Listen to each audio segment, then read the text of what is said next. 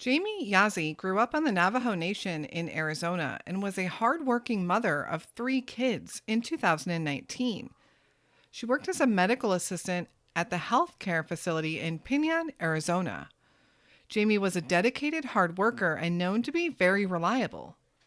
She was in a relationship and had recently begun having a tumultuous relationship with her boyfriend in the days leading up to her disappearance. Around June 30th, 2019, she had an altercation with her boyfriend and called a family member. That same day, she talked to a coworker at work. The next day, Jamie didn't show up for work at all, nor did she call. Her colleagues at the health center were concerned. This wasn't like Jamie at all. On June 5th, a coworker was driving to work, and less than a mile from the health center, they spotted Jamie's car. Jamie was nowhere to be found. Jamie was reported missing that day. Jamie Yazzie has not been seen or heard from since. Where is Jamie Yazzie?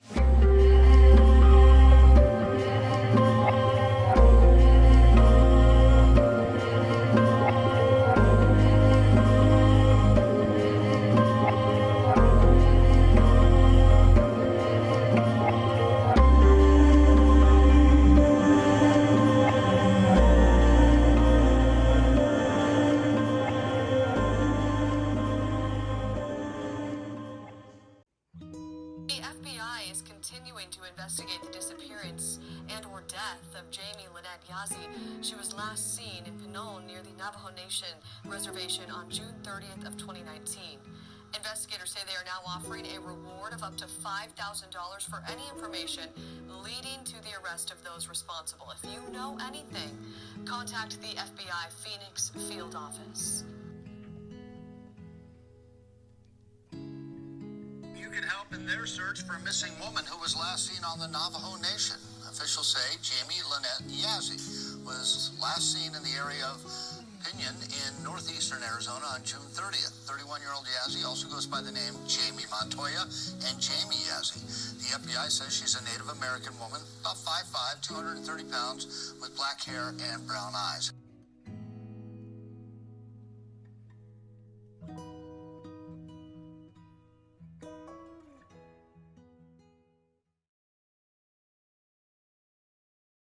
Hello, and welcome back to the Where Are They podcast.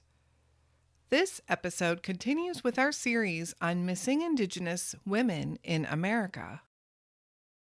Jamie Lynette Yazzie is just one of the many Indigenous women missing in the United States.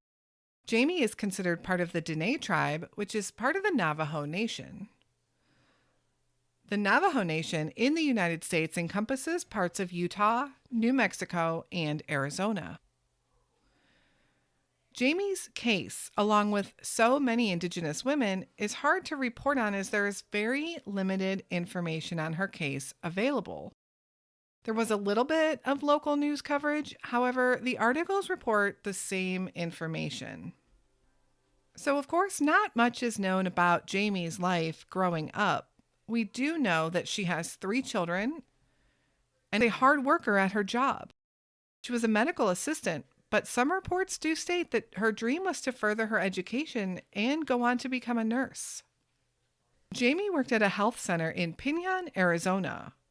All of her coworkers describe her as hardworking and reliable, not the type to ever call in sick or miss work. On June 30th, 2019, Jamie did speak to a family member and told them she was having a fight with her boyfriend. A coworker also saw Jamie in the passenger side of her car with her boyfriend driving on that same day. That would unfortunately be the last time Jamie would be seen by anyone. For the next few days, people definitely began to get concerned. She wasn't answering any phone calls, and she was a no-show at work, which was very unlike Jamie. Jamie's mom, Ethelene Denny, was the primary caregiver for Jamie's 3 children. This helped Jamie, who had been a single mom, so that Jamie could work. And I'm not 100% sure of their arrangement, but it seems Etheline kept the children at her home and Jamie would visit a couple times a week. When Etheline couldn't reach Jamie, at first she just figured she was busy with work. But after a couple of days, her worry began to escalate. She even stopped up at the health center, hoping to find her there or at least find out why she hadn't been answering her. But Jamie wasn't there. The person Etheline spoke to told her just that Jamie wasn't there that day. It wasn't until July 5th that one of her coworkers happened to spot Jamie's silver Pontiac G6 abandoned less than a mile from the health clinic. It's unknown how long the vehicle had been there. The health clinic then called Etheline to tell her that Jamie hadn't been to work in a week and was missing. Etheline immediately called the Chinle Police Department. Law enforcement began searching right away, concentrating on the area where her car was found, but they found nothing.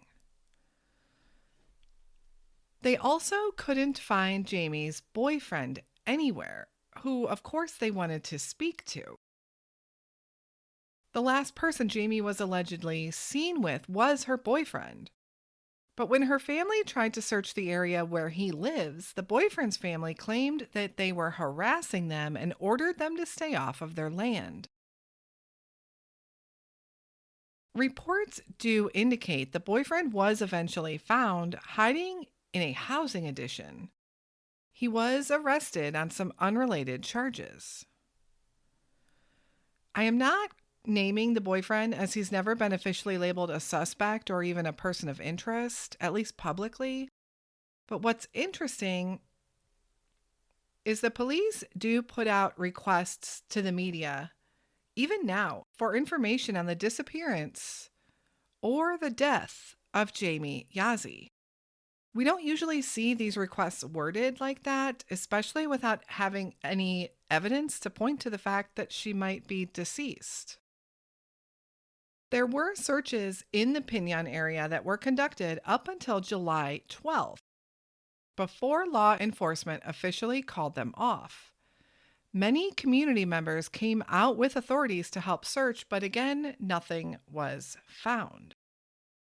In addition to the Pinon area, the family believed Jamie may have traveled to Gallup, New Mexico, or Window Rock, Flagstaff, Scottsdale, or Phoenix, Arizona. It's not known why those places are named. I can only presume that she probably has friends or family in those particular areas. The family feels that the Chinle Police Department has shut them out. Chinle Police now refer questions and inquiries on the case to the Phoenix office of the FBI. With a case in which a woman seemingly vanishes into thin air, what are the theories we are looking at? So, theory number one, the boyfriend. I know there isn't a whole lot of evidence, but I find it peculiar that the police are looking for answers in the, quote, possible death, end quote, of Jamie Yazzie. And the boyfriend was the last person she was seen with, and it doesn't seem that this man has helped in the searches in any way. At least that we can tell. I don't think, with what we do know, that he can be ruled out. Theory number two, also involving foul play, maybe from a coworker. Her vehicle was found very close to her place of work, which I do find interesting, less than a mile.